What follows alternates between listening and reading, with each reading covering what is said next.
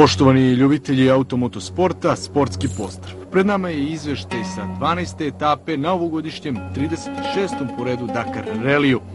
Ova 12. predposlednja etapa vožena je od El Salvadora do La Serene u Čileu, a i tokom ove 13. emisije sa Dakar Rallija sa nama će biti naš kolega, dugogodišnji sportski novinar i čovek koji je u ovom trenutku možda i najpoznatiji i najbolji poznavalac ne samo Dakar Rallija, već i automotosporta u našoj zemlji. U pitanju je naravno gospodin Đorđe Đenić. Đorđe, dobrodošli. Evo, došli smo pod sam kraj Dakar Rallija i pred nama je izveštaj sa ove etape i još jedna etapa.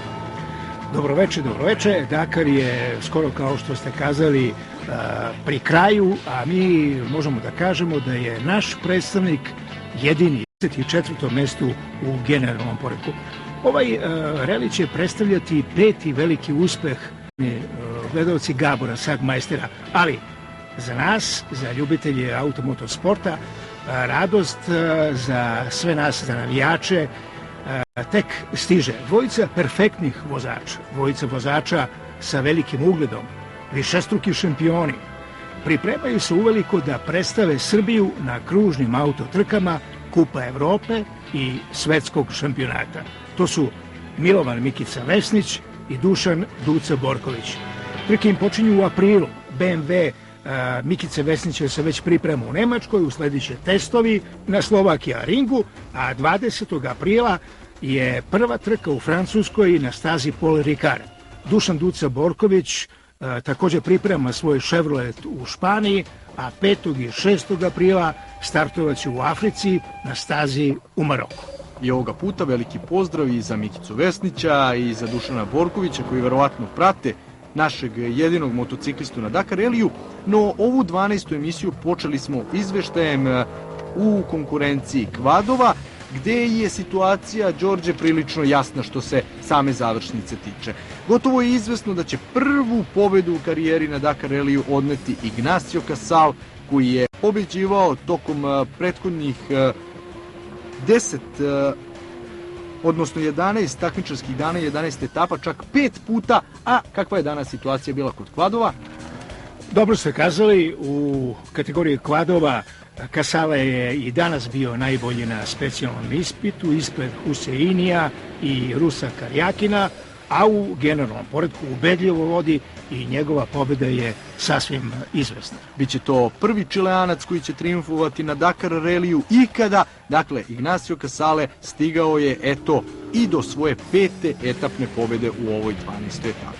Ovo je zanimljiva priča o tim čuvenim Dinama o kojima je pričao i Gabor Sagmeister u mnogim intervjuima koje je davao ne samo RTS-u, već i ostalim medijima u našoj zemlji, i bukvalno je napominjao da kada pređete u Belu Dinu, ne znate kuda vas put vodi, idete u veliki ponor, odnosno u veliku provaliju, i tu je najbitnije iskontrolisati motocikl.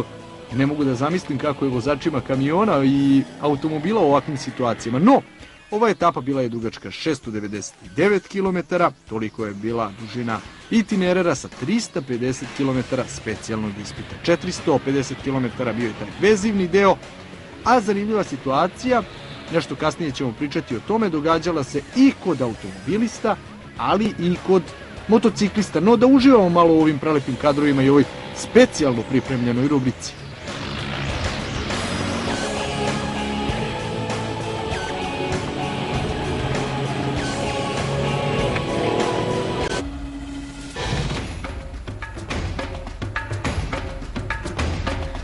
Mnogi televizijski gledalci se pitaju šta predstavlja broj 26 koji je upravo prikazan na vašim malim ekranima na špici ovih reportaža. Organizatori Dakar Rallija su Francuzi, koji su pre 26 godina kupili prava na ovaj maraton od porodice francuske, od porodice Thierry Sabina, motocikliste i osnivača Rallija, koji je 1986. igrom sudbine poginuo na Dakar Ralliju u Africi prilikom pada helikoptera. Danas mi računamo sve Dakar Rallije i ovaj Dakar je 36. po redu. No, Francuzi, odnosno sadašnji organizatori, računaju samo one Dakare u ovim reportažama koje su faktički oni organizovali. Evo vidite kakva je bila konfiguracija staze u ovoj 12. etapi, a najpre startujemo od motociklista. Ono što sam najavio, u prethodnoj 11. etapi pobedio je Mark Koma ispred Deprea, ali Koma je dobio penalizaciju od 15 minuta, tako da je ipak Depre juče, odnosno prethodnog takmičarskog dana, ostvario novu etapnu pobedu. Bila je to njegova tek druga. Je njegov klubski drug Pen, Francuz, i može biti da će tu doći do dogovora, tako da će se Depre uz taj dogovor popeti na podijum. Inače, u generalnom poretku Španac Mark Koma je ubedljivo prvi. A evo vidimo ga upravo u kadru. Mark Koma je stigao kao prvoplasirani u prethodnoj etapi, u 11. etapi, no na kraju je zbog te penalizacije ipak izgubio drugu priliku da dođe. To je da nećemo uspeti da završimo sve popravke na našem motociklu, imali smo mnogo kvarova, ali eto, potrudit ćemo se da ipak startujemo narednog takmičarskog dana. To je Bareda izjavio pred početak ove etape. Da, a Bareda je danas bio veliki tragičar ove pretposlednje etape. On je imao veliki zaostatak danas, 2 sata i 2... Pratimo najpre Cyrila Deprea koji je prvi startovao s obzirom na to da je dobio prethodni specijal i vidite i sami kojom brzinom vozi po ovom putu. 174 km/h. Ovo je čovjek o kojem ste vi malo čas pričali, u pitanju je Olivier Pen. I vidjet ćemo na kraju da li će se Depre i Pen dogovoriti u svom fabričkom timu Yamahe, japanskom proizvođaču, japanskoj ekipi, da, što vi kažete, Đorđe, promene mesta i na kraju ipak doći do nešto bolje pozicije, upravo Cyril Depre. Bio sam danas iznenađen dinama, a pogotovo na spustu. Motocikl je imao dosta problema, nisam uspeo u nekoliko navrata da iskontrolišem svoju vožnju. Okretao sam se u nekoliko navrata kada sam prelazio Dine i osjetio sam čak i strah i paniku, a onda sam osjetio i udarac prilikom jednog pada i bilo je prilično nezgodno. A malerozni Joan Bareda u prve 4 etape, da vas podsjetimo, bio je vodeći, 4 puta je bio najbolji na specijalnim ispitima i eto danas je stigao na cilj specijala sa zakašnjenjem od 2,5 sata. Pored Marka Kome, Jordi Vilodoms, kojeg vidite u kadru, je također vozač KTM Red Bull tima iz Austrije. Tu su još i Cisco Lopez Contrado koji je odustao i Ruben Faria koji je također odustao zbog povrede. Evo Kome, vodećeg vozača u generalnom plasmanu i lidera ekipe KTM-a iz Austrije. I dobar prijatelj našeg Gabora Sagmeistera, da ponovimo, Gabor Sagmeister danas 56. na specijalu i 54. u generalnom poretku. A evo koliko se mučio Mark Koma da pređe u Dinu. Da objasnimo gledalcima šta se ovdje događa. Jednostavno nije uhvatio dovoljan zalet i ne može da pređe preko ove Dine. Ja to baš ne mogu dobro da vam objasnim, znam samo da mi je Gabor rekao da je to specijalan stil vožnje preko tih Dina i da tu ne smete dodavati naglo gas, stići nekako do vrha, onda oduzeti gas i polako dodavati gas da bi se ta Dina, da tako kažem, preskočila. A Joan Bareda, kojeg ste već pominjali, Đorđe, vodi veliku bitku i u ovom trenutku na 264. kilometru veliki kvar na elektronici i elektrici. Da, to su ti problemi koje je Joan Bareda imao i koje nije mogao da otkloni i zato je usledio taj ogroman zaostatak. Inače, pored Barede, Rodriguez koji je bio na 5. mjestu u generalnom plasmanu vozi za Honda HRC Rally Team. Na 325. kilometru Bareda je ponovo stao i opet nije znao šta je sa motociklom.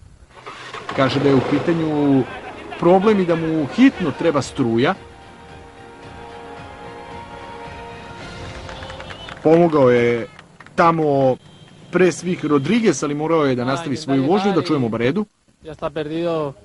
Sve je izgubljeno, ništa više ne mogu da vam kažem. Ovaj prizor najbolje oslikava šta se zapravo u ovim trenucima događa sa 2 redom. Bio je na drugoj poziciji, imao je faktički osiguran podijum u generalnom plasmanu, a onda ogroman kvar u pretposlednjoj etapi i on u ovim trenucima nije čak ni među prvih 5 u generalnom plasmanu. Odlično, 3. mesto za Pena, vidjet ćemo da li će na kraju ta 4 minuta prednosti u odnosu na Deprea on izgubiti faktički i dopustiti Depreu da se popne na pobednički podijum. Pomenuli smo da je u kategoriji automobila sada na prvom mestu Petar Hansel ispred Rome i Alatijaha, a sada dozvolite da vam ispričamo sledeću priču. Pominjali smo ovih dana, poštovani gledalci, žene u automotosportu, pa smo zato dužni da kažemo da smo i mi u našoj zemlji imali puno pripadnica nežnijeg pola u automobilizmu. 67. godine na prvom U-reliju, dugačkom 2090 km, među 52 muške posade, perfektno 6. mesto zauzela je ženska posada Vera Kostić, Plemenka Supić, ispred Jovice Palikovića i Marijana Kulundžića, a svi su vozili frizirane fiće. Vera Kostić je, primara radi, znala sama da uradi generalnu popravku na fiće. Odlične reli su vozačice su bile supruge Miluna Vesnića i Mikija Živanovića, kao i neverovatna doktorka, jevrejka Lija Milanov-Rakoš, žena Nece Milanova, našeg poznatog reliste, koja je 5 godina bila u logoru Auschwitz u Poljskoj. Zatim Novosađanka Ružica Nešković, odlična ženska posada Jasminka Komljenović, Mirjana Stefanović i najzad danas mlade reli takmičarke Jovana Jovanović i Nataša Tumbuz. Eto još jedne izuzetno lepe i izuzetno zanimljive priče našeg stručnog konsultanta, gospodina Đorđa Đenića. Mi vas još jednom podsjećamo da je uoči ovog 12. takmičarskog dana ipak Nani Roma vodio u odnosu na Petar Hansela, je imao nešto više od 5 minuta prednosti i vidite kako se ekipa X-Raid Monster tima pripremala za ovu pretposlednju etapu. Da čujemo Petar Hansela. Pa parce que je vais attaquer à bloc. Imali smo nekoliko tehničkih problema i nadamo se da će nas ti problemi zaobići na samoj stazi, da smo ih otklonili pre početka, a evo kako izgleda pustinja Atakama. Dobili smo ovih dana puno SMS poruka sa pitanjima, sa sugestijama, pa bilo je i neke kritike, a jedna od kritika stigla je iz Čačka, od našeg gledaoca Željka Petrića, vlasnika jednog divnog minija. On je nama zamerio što stalno pominjemo kada govorimo o minijima BMW-a. Pa dobro, evo, sada ćemo kazati da su miniji na 36. Dakaru zaista zasijali punim sjajem i da su skoro svi stigli do cilja. A uoči ove etape Roma je vodio, Petar Hansel 5 minuta i 32 sekunde za njim, Alatijah je sa gotovo sat vremena zaostatka bio treći, a Terranova samo nekih 7 minuta zaostatka za Alatijahom. Dakle, Alatijah i Terranova su vodili veliku borbu za treću poziciju u generalnom plasmanu ovog pretposlednjeg dana. Vidimo Nasera Alatijaha koji takođe vozi minija, ali on ima svoj katarski tim u okviru Energy Monster X-Raid tima. Dakle, to je zasebna ekipa u kojoj je pored Alatijaha vozi još i nekoliko motociklista i 2 vozača kvada. Evo vidimo Nanija Romu i šta se to, Đorđe, danas zapravo događalo. Petar Hansel je napao, znao je da nema šta da kalkuliše i da li je njegovo iskustvo možda i za pobedu u ovogodišnjem Dakar Ralliju bilo presudno upravo ovog pretposlednjeg dana. Zaostajao je 5 minuta u generalnom plasmanu, a danas došao na lidersku poziciju. Da, Petar Hansel je danas bio ubedljivo najbrži, bio je brži od Nasera Alatijaha 3,5 minuta, od Narije Rome skoro 6 minuta, pa su onda stigli na cilj Specijala de Villiers, Kolovčik, Šabo i tako dalje. Sada je Stefan Peter Hansel, Francuz u miniju, na prvom mestu u generalnom poretku, a samo 26 sekundi zaostaje Španac Nani Roma. Sjajni vozač iz Katara, Naser Alatijah, princ, koji takođe vozi minija, ali u nekoj svojoj ekipi, zaostaje 54 minuta i sutra u poslednjoj etapi može doći do velikih promjena. A evo Petar Hansel, videli ste vožnju, njega je i Nani Arome, paralelno su vozili i Petar Hansel kaže, konstantno sam napadao, morao sam, nisam imao izbora. U jednom trenutku sam čak uspeo i da ga preteknem, onda me je on zaobišao i vodio je, ali imao sam najbolje vreme u tim trenucima i znao sam da preuzimam lidersko mesto. Možda će se promeniti naređenja šefova našeg tima, vidjet ćemo do kraja. I jednostavno sada Petar Hansel ima vođstvo od 26 sekundi u odnosu na Romu, Alatijah ogromni zaostatak, De Villiers je sada na 4. poziciji, Terranova je pao na 5. mesto. Sutrašnja etapa je veoma laka u odnosu na sve ove koje su održane, tako da mislim da će ipak Petar Hansel, ako se drugačije ne dogovore, pobediti na reliju i da će drugi biti Nani Roma ispred trećeg Nasera Alatijaha. Ono što svakako moram da istaknem u ovim trenucima je, jer dugujemo zaista veliku zahvalnost čitavoj ekipi kako se približavamo samom kraju Dakar Relija, jeste upravo činjenica da su se i ove godine sa nama družili na ovom 36. Dakar Reliju u studiju u Košutnjaku, naši tonci. U pitanju su Aleksandar Marković i Jovica Stojković, koji su takođe u prethodne 2 nedelje bili sa nama i oni su možda i najzaslužniji što ove reportaže dobijaju takav zvuk i takav odjek među našim gledalcima. To su ljudi koje retko pominjemo, a bez kojih ne bismo mogli da radimo ovakve stvari. Evo još nekoliko zanimljivosti i zanimljivih priča iz kampova, što se organizacije tiče. Ovo su ljudi koji, poput naših tonaca Aleksandra Markovića i Jovice Stojkovića, rade iz senke i omogućavaju nam putem ovih snimaka iz helikoptera da Dakar Rally slikom deluje onakav kakav zaista jeste, a to je najprestižniji maraton u automotosportu. A moramo da spomenemo i da istaknemo našeg kolegu Predraga Peđu Milinkovića, koji je ulepšao ove naše reportaže, koji se više puta javljao iz Južne Amerike, neki put u veoma teškim prilikama, jer i njemu nije bilo lako da prati i da Dakar i da prođe toliko hiljada kilometara, možda i više od ovih učesnika. A ovo je Kastera koji priča, jedan od organizatora koji imaju najveći uticaj na Dakar Rally, priča dakle o promenama trase, priča o promenama tih checkpointa, organizaciji samog Dakara i jednostavno sve to deluje kada ga organizujete na drugom kontinentu, zaista besprekorno, bez i jedne zamerke svih koji prate Dakar Rally, ali i svih onih koji su na samom licu mesta i koji iz Južne Amerike prenose putem televizijske slike u svet ono što se događa na najprestižnijem i najtežem svetskom automoto reliju. A sutra je, poštovani gledalci, na redu poslednja 13. etapa, koja je dugačka samo 535 km i specijal koji je najkraći na celom Dakar Rallyu, samo 157 km. Treba samo istaći još jednu vrlo bitnu činjenicu vezanu za mesto La Serena gde je završena ova etapa. U pitanju je drugi najstariji grad u Čileu posle Santiaga, grad od 160.000 stanovnika, jedno od najpoznatijih turističkih mesta u Južnoj Americi, pa se nameće pitanje dok gledamo izveštaj iz bivaka, da li su možda naš kolega Predrag Milinković i Gabor Sagmajster iskoristili danas priliku, da li su imali vremena da se pred tu poslednju etapu možda i relaksiraju i bar na trenutak uživaju. Ja mislim da oni sad u ovim trenucima pričaju da su veoma zadovoljni, jer sutra preostaje jedna, pa tako da kažemo, formalnost i radovanje na cilju 36. Dakar Rallija, na kome će sasvim sigurno biti i naš jedini predstavnik, subotički as, šampion Gabor Sagmajster.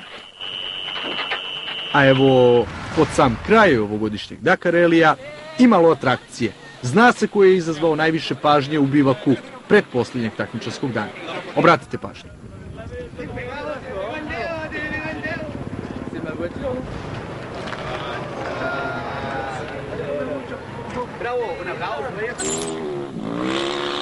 Ova devojka imala je tu čast da opere ove godine automobil Stefana Peter Hansela, koji trenutno vodi u generalnom plasmanu, i ovo je još jedna izuzetno lepa slika koju smo dobili putem televizijske reportaže sa 36. Dakara.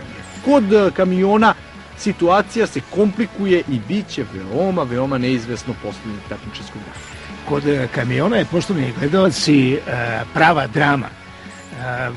Ruska ekipa sa 3 Kamaza pravi totalnu pometnju Holanđaninu Deroju, koji je danas bio najbrži na specijalnom ispitu, ali je Andrej Karginov ušao u cilj specijala sa samo 30 sekundi slabijim vremenom od Deroja. I Rus Andrej Karginov je i dalje na prvoj poziciji. Deroj zaostaje 7 minuta i 25 sekundi. Ja mogu samo da zamišljam šta će se dogoditi sutra kada će prvi startovati Karginov, drugi Deroj, a iza Deroja 3 Kamaza, Nikolajev, Sutnikov i Šibalov. Tu najmanje šanse za bilo šta, s obzirom na to da i ima ogroman zaostatak, upravo sleduje, dakle, Loprešu, koji je ispao iz konkurencije za pobedničko postup. Zaista je teško prognozirati, ali mislim da Deroj neće uspeti da izdrži ovaj pritisak sjajnih vozača iz Moskve. Ovo je Nikolajev, on je već pobeđivao na Dakar reliju. Nikolajev je jedan od najboljih ruskih vozača i naslednik legendarnog Čagina. Inače, on je pobedio na Dakar reliju prošle godine. Deroj je triumfovao 2012. a ove godine na pragu pobede je upravo, kao što ste rekli, Karginov. Ovo su, da podsjetimo, Grdosije koje imaju veoma snažne motore od oko čak 1000 konjskih snaga.